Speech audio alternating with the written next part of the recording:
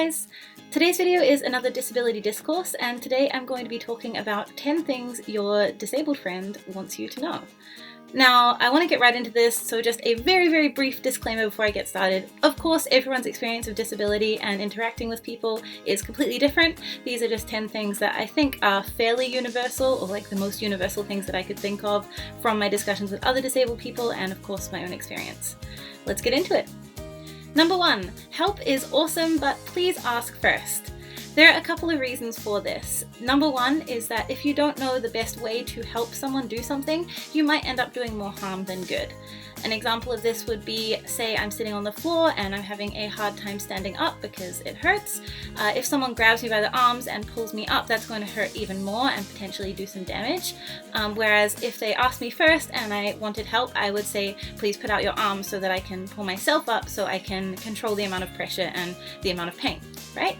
So that's the first thing. The other reason to ask first is that sometimes we just don't want help. Sometimes, even though it looks like it's really difficult, we just want to do things on our own. It's like an independence thing. This goes like 100 times more for anyone who's in a wheelchair. If you're thinking about touching someone's wheelchair without asking or like pushing it, just don't. Just don't. Definitely always ask first. So yeah, help always appreciated, but just please check in first.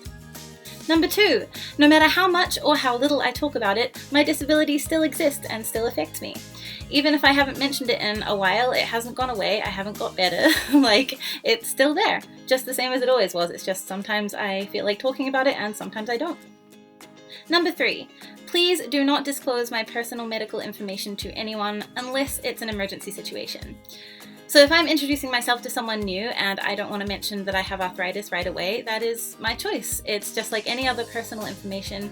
I can choose for it to remain private or not. Of course, as I mentioned, the caveat to this is if there's an emergency situation and your friend is unable to tell someone their medical history and you know it, then please do disclose it then. But apart from that, it's private personal information and it's our choice whether we want to talk about it or not.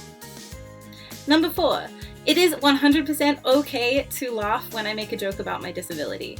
And in fact, please do. It makes me feel terrible when I make a joke and the whole room is silent because they don't know whether they're allowed to laugh or not.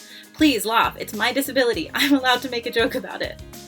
Number 5, medication is not inherently bad, nor is it always the goal for everyone to get off medication. For a lot of disabled folks, we'll be on medication our entire lives, and it's actually a really positive thing in our lives. So to act like the ultimate goal for everyone in the world is to live a medication-free life is kind of dismissive of that. Number 6, no matter how cool you are with my disability, if you ridicule other people with disabilities or use ableist slurs to refer to other people negatively, that is just as bad as making fun of my disability, and I do know this.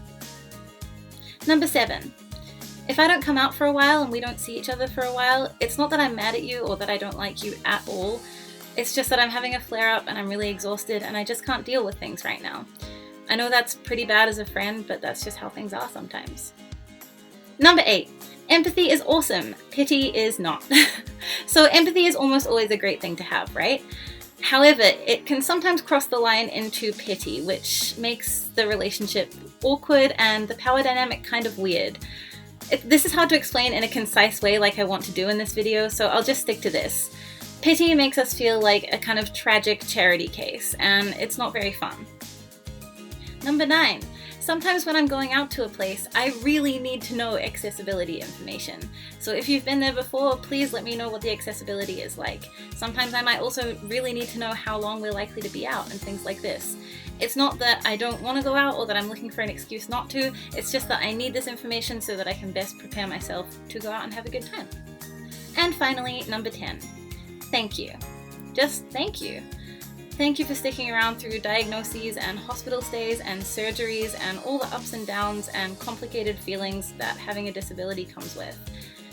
Disabled folks know that it can be difficult sometimes to be around us. We have to be around us as well, so we get it. Trust us. And we just really appreciate good people who stick around. It's not often that you find someone who's really incredible, and so for those amazing people who are so kind and understanding and generous and have so much empathy, thank you. Thank you for being such awesome friends. Okay, you guys, that is it for this video. I hope that it was enlightening or made you laugh or made you feel anything really. Please let me know any feelings or thoughts that you have in the comments down below, and I will talk to you in the next one. Peace!